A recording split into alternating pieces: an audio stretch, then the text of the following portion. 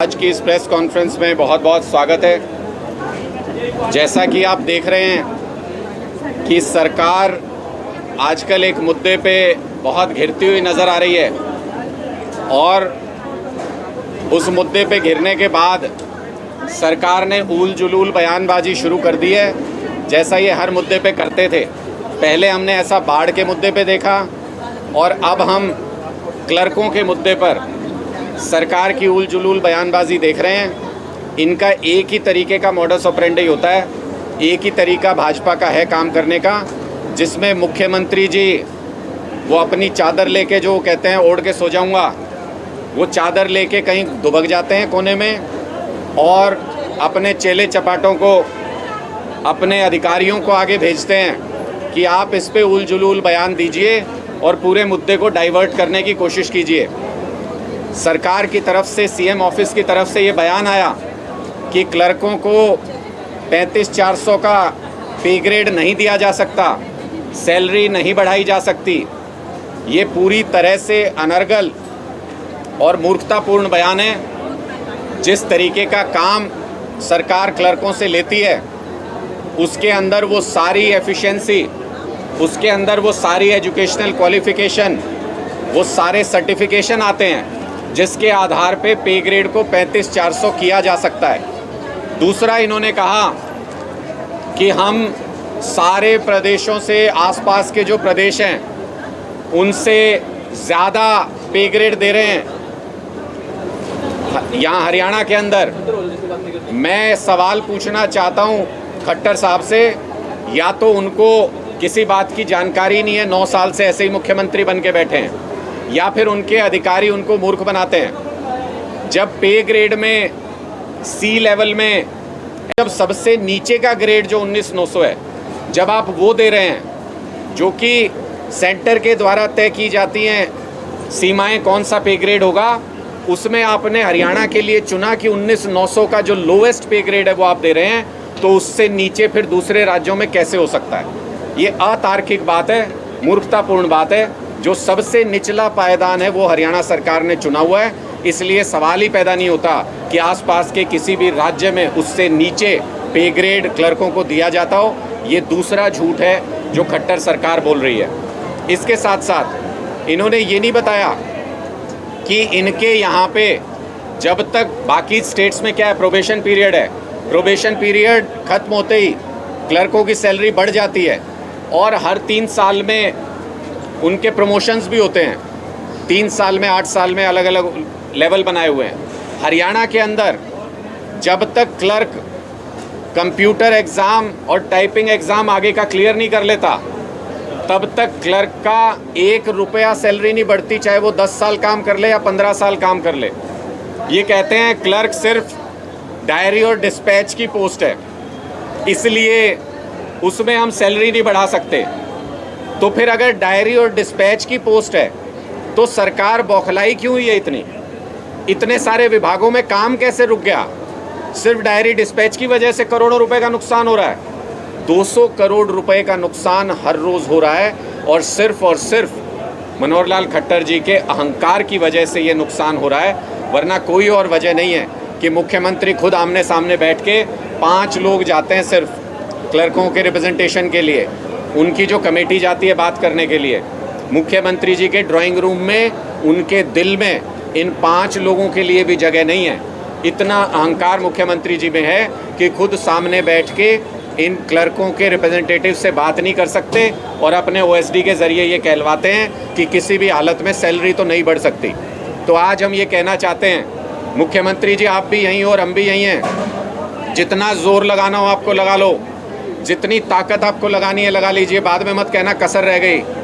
1.5 साल बाद हरियाणा में आम आदमी पार्टी की सरकार बनने जा रही है, क्लर्कों की सैलरी बढ़ेगी, बढ़ के रहेगी, किसी भी हालत में आप रोक नहीं पाओगे। आज आम आदमी पार्टी स्पष्ट करना चाहती है आपके बीच में।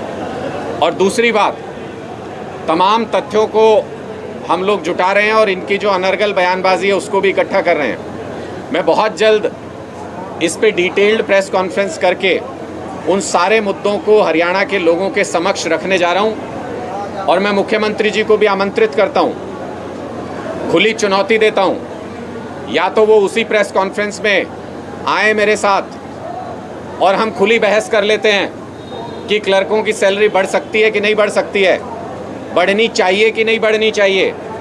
खुली बहस की चुनौती मुख्यमंत्री जी को देता हूं। और अगर उनको हमारी प्रेस कॉन्फ्रेंस में आना मंजूर नहीं है, बड़ा कद है, अहंकार हो गया होगा इतने साल सत्ता में रह के, मैं मुख्यमंत्री जी के जनसंवाद में अकेला जाने को तैयार हूं। उनका मंच, उनका माइक, उनकी सभा, मैं वहां पर उनसे खुली बहस करने के लिए तैयार हूं। जनसंवाद में जनता भी सामने होगी, मुख्यमंत्री जी का प्रोटोकॉल भी होगा, सब कुछ होगा। वहां पर अगर वो खुली बहस करना चाहें तो वहां पर कर लें। मुझे लगता है कि अब हरियाणा की जनता ये स्पष्ट तौर पे देख चुकी है, ये सिर्फ क्लर्कों का मामला थोड़ी है। क्लर्क गए, क्लर्कों से मुख्यमंत्री नहीं मिल सकते। छात्र सीईटी के लिए मिलना चाहते हैं, छात्रों से मुख्यमंत्री नहीं मिल सकते। महिलाएं उत्पीड़न के लिए मिलना चाहती हैं, महिलाओं से उत्पीड़न के विषय पे नहीं मिल सकते। सरपंच अपने अधिकारों के लिए मिलना चाहते हैं, सरपंचों से मुख्यमंत्री नहीं मिल सकते। ओपीएस के लिए कर्मचारी मिलना चाहते हैं, कर्मचारियों से मुख्यमंत्री नहीं मिल सकते। अपनी मांगों को लेके किसान मिलना चाहते हैं, किसानों से मुख्यमंत्री नहीं मिल सकते। तो फिर किसके मुख्यमंत्री हैं? और फिर धमकी देते हैं कि 24 में नहीं चुना तो चद्दर तान के सो जाऊंगा। अरे सो जाओ यार, भेजिए हमने चद्दर मुख्यमंत्री जी को गिफ्ट में, चद्दर तान के सो जाइए। हरियाणा आपके भरोसे नहीं चल रहा। हरियाणा के लोगों ने अपनी नज़र और दिल से आपको पहले ही उतार दिया है। 2024 में सिर्फ कुर्सी से उतारना बाकी है। आपके कोई सवाल नहीं? खेल मंत्री संदीप सिंह कांड था, उसके बाद जो दिल्ली के एपिसोड हुआ, बीजेपी के सांसद भारती भूषण उनके साथ भी एपिसोड हुआ, उसके बाद अब मणिपुर कांड हुआ। क्या लगता है कि तीनों कांड बीजेपी के लिए गले की फांस बन सकते हैं? देखिए, महिला विरोधी चरित्र है भारतीय जनता पार्टी का, और हम ये बार बार कहते हैं, किसी अपराध का हो जाना अलग बात है, उस अपराध के ऊपर सरकार का संज्ञान लेना या नहीं लेना महत्वपूर्ण है। और अगर सरकार अपराधी के, आरोपी के साथ खड़ी हो जाए तो उनकी नीयत स्पष्ट तौर पे पता चलती है। यहाँ तीनों ही केसेस में अगर आप देखोगे, और इसके अलावा भी दर्जनों केस आपको पूरे देश में मिल जाएंगे। महिला पहलवानों का मामला हुआ, बीजेपी सरकार आरोपी बृजभूषण शरण सिंह के साथ खड़ी नजर आई। हरियाणा के अंदर जूनियर कोच का मामला हुआ, बीजेपी सरकार आरोपी संदीप सिंह के साथ खड़ी नजर आई। मणिपुर में महिलाओं के खिलाफ अत्याचार का वीडियो पूरे देश ने देखा, आक्रोशित है पूरा देश। बीजेपी के मुख्यमंत्री कह रहे हैं ऐसी तो सैकड़ों घटनाएं हुई थी, जस्टिफाई कर रहे हैं उसको। मुझे लगता है इससे ज़्यादा शर्मनाक और इससे ज़्यादा वाहियात राजनीति आज तक हिंदुस्तान में नहीं हुई, जो भारतीय जनता पार्टी करने की कोशिश कर रही है। लेकिन देश भी अब धीरे धीरे समझ रहा है इनकी इन हरकतों को। ये अलग अलग जातियों को, समुदायों को, धर्म को, प्रदेशों को, गांव-गांव को आपस में लड़ाते हैं, और फिर जब वो आग तेज़ हो जाती है तो उस पर अपनी राजनीतिक रोटियां सेकते हैं। अब इनका ये चेहरा बेनकाब हो चुका है, पूरे देश के लोग इसको समझ चुके हैं। मणिपुर के मुद्दे पर प्रधानमंत्री को स्पष्ट करना पड़ेगा, या तो वो अपनी सरकार को बर्खास्त करें या वो स्पष्ट करें कि वो किसके साथ खड़े हैं, इन अपराधों के आरोपियों के साथ खड़े हैं या इन अपराधों में पीड़ितों के साथ खड़े हैं। आपके जो आम आदमी पार्टी के जो सांसद हैं वो भी कल मणिपुर जाके आए।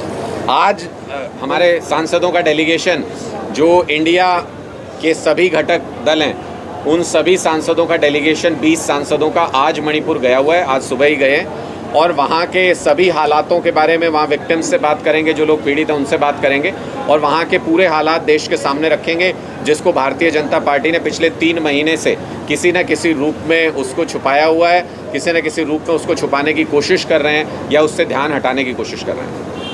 सर, आप अभी कांग्रेस को मंच से गालियां दे रहे थे, काफ़ी कोस रहे थे पानी पी के, ऊपर आप इंडिया में भी शामिल होने की बातें हो रही हैं, तो ये डबल स्टैंडर्ड क्यों है? देखिए, बहुत स्पष्ट रूप से दिल्ली के अंदर एक अलोकतांत्रिक व्यवस्था का निर्माण करने की कोशिश मोदी सरकार ने की, और जब 5 जजेस की बेंच ने ये कहा कि दिल्ली के चुने हुए मुख्यमंत्री, चुनी हुई सरकार दिल्ली को चलाएगी, तो उसको एक अध्यादेश लाके पलटने का फैसला केंद्र की मोदी सरकार ने किया। ये लोकतंत्र के खिलाफ फैसला था। इसका मतलब किसी भी सरकार के अधिकार आप कल को छीन सकते हैं। इसलिए हम सभी दलों के पास गए और उनसे हमने कहा कि आप राज्यसभा में इस पूरे फैसले के, अध्यादेश के खिलाफ वोट कीजिए। मुझे खुशी है कि 26 दल इस बात पे राज़ी हुए कि इस लोकतंत्र विरोधी फैसले का वो लोग विरोध करेंगे। ये घटक दल आगे चल के क्या राजनीतिक फैसला लेते हैं, क्या सीट शेयरिंग होती है, क्या गठबंधन होता है, वो सब भविष्य की बातें हैं।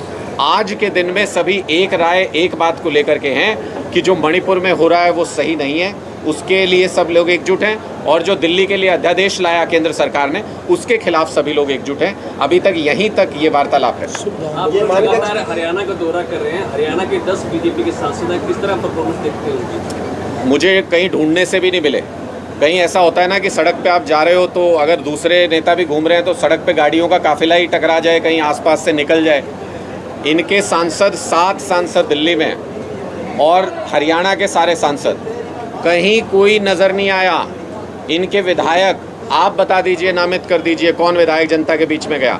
एक ने जाने की कोशिश की थी, वो भी फ़ोटो खिंचाने के लिए, इसलिए जनता ने मुंह तोड़ जवाब दिया। वहाँ पर उनको मुख्यमंत्री हेलीकॉप्टर में जाते हैं, उप मुख्यमंत्री ट्रैक्टर पे बैठ के जाते हैं, नीचे नहीं उतरते, और विद साहब बोट में बैठ के जाते हैं, चारों तरफ 4 सिपाही लेके जाते हैं अपने साथ में।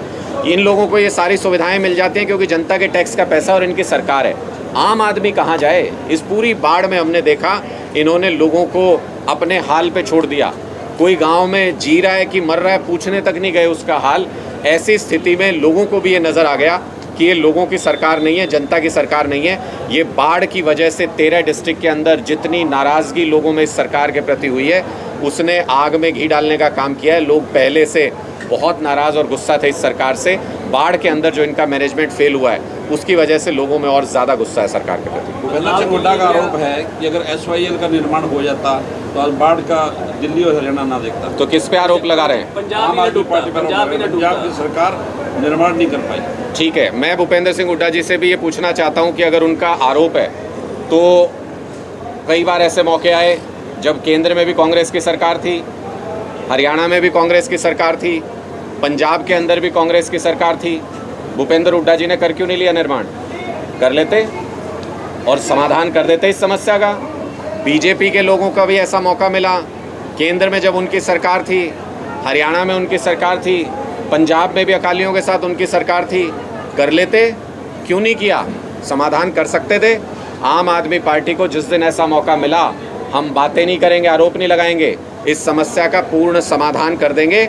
जिस दिन केंद्र में, हरियाणा में और पंजाब में एक राय की आम आदमी पार्टी की सरकार होगी, उस दिन ऐसे जितने भी विवाद हैं आपसी बातचीत के जरिए उनका तुरंत समाधान कर देंगे।